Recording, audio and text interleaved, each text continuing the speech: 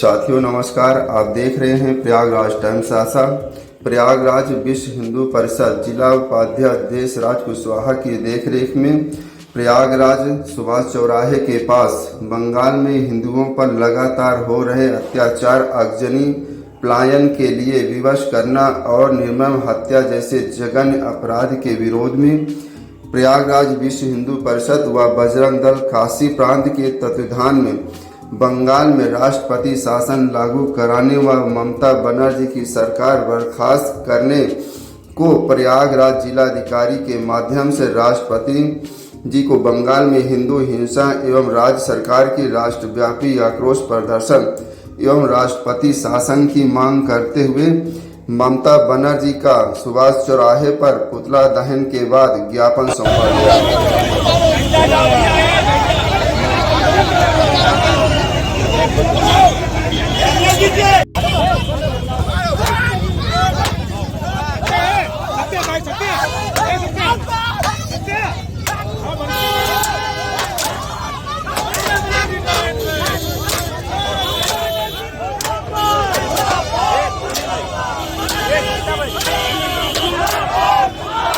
हिंदू लक्षित हिंसा एवं राज्य सरकार की अकर्मण्यता पर राष्ट्रवादी आक्रोश प्रदर्शन एवं राष्ट्रपति शासन की मांग हेतु ज्ञापन। सेवा में महामहिम राष्ट्रपति महोदया, भारत सरकार, नई दिल्ली। सम्मानित महोदया, वक्फ कानून के विरोध की आड़ में संपूर्ण बंगाल को जिस प्रकार की हिंसा की आग में जलाया जा रहा है, हिंदुओं को प्रताड़ित किया जा रहा है, राष्ट्र विरोधी और हिंदू विरोधी तत्वों को निर्बाध रूप से अपने षड्यंत्रों को क्रियान्वित करने की खुली छूट दी जा रही है, उससे स्पष्ट लगता है कि बंगाल की स्थिति अत्यधिक चिंताजनक है। मुर्शिदाबाद से प्रारंभ हुई यह भीषण हिंसा अब संपूर्ण बंगाल में फैलती हुई दिखाई दे रही है। शासकीय तंत्र दंगाइयों के सामने केवल निष्क्रिय ही नहीं, अपितु कई स्थानों पर इसका सहायक या प्रेरक बन गया है। इससे पहले कि स्थिति नियंत्रण से बाहर हो जाए, केंद्र सरकार को प्रशासन का नियंत्रण व संचालन अपने हाथ में लेकर राष्ट्र विरोधी व हिंदू विरोधी तत्वों को उनके कुकर्मों के लिए कठोरतम सजा दिलवानी चाहिए। मुस्लिम भीड़ द्वारा 11 अप्रैल 2025 को वक्फ कानून के विरोध के नाम पर किया गया हिंसक प्रदर्शन कानून बनाने वाली सरकार के विरोध में नहीं, अपितु हिंदुओं पर हिंसक आक्रामक के रूप में था, जबकि हिंदू समाज की इस कानून के निर्माण में कोई भूमिका नहीं थी और यह एक शुद्ध संवैधानिक प्रक्रिया थी। इसका स्पष्ट अर्थ है कि वक्फ तो केवल एक बहाना था, असली उद्देश्य मुर्शिदाबाद को हिंदू शून्य बनाना था। इस उन्मादी जिहादी भीड़ ने हिंदुओं के 200 से अधिक घरों और व्यावसायिक दुकानों को लूट कर जलाया, सैकड़ों हिंदुओं को बुरी तरह घायल किया व 3 नागरिकों की निर्मम हत्या की गई। दर्जनों महिलाओं से सील भंग भी किए गए।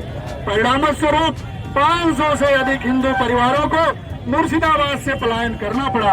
उनके पास जाकर उनकी चिंता एवं सहायता करने की अपेक्षा सुश्री ममता बनर्जी दंगा भड़काने वाले इमामों से मिल रही है, जिनमें से एक इमाम ने एक दिन पहले ही धमकी दी थी कि अगर ममता बनर्जी ने उनका साथ नहीं दिया तो वो उसकी औकात बता देंगे। अब ये सारे तथ्य सामने आने पर यह समाचार मिल रहा है कि ममता जी अब शरणार्थियों को सुविधा देने की जगह उनको वापस जिहादियों के सामने जबरन परोसने का षड्यंत्र कर रही है। तो आज की बंगाल की स्थिति से स्पष्ट है कि ममता सरकार भारत के संघीय ढांचे को बंगाल में ध्वस्त कर अपनी सरकार और वोट बैंक को सुरक्षित रखने के लिए किसी भी सीमा तक जा सकती है। हमें राष्ट्रीय सुरक्षा खतरे में आ चुकी है। बंगाल व रोहिंग्या घुसपैठियों को निर्बाध रूप से आने दिया जा रहा है, उनके आधार कार्ड बनाए जा रहे हैं। पाकिस्तानी तथा बांग्लादेशी आतंकी संगठनों की सक्रियता बढ़ती जा रही है, हिंदुओं के प्रति हिंसा बढ़ती जा रही है और न्यायालय के आदेश पर ही हिंदू त्योहारों को अनुमति मिल पाती है।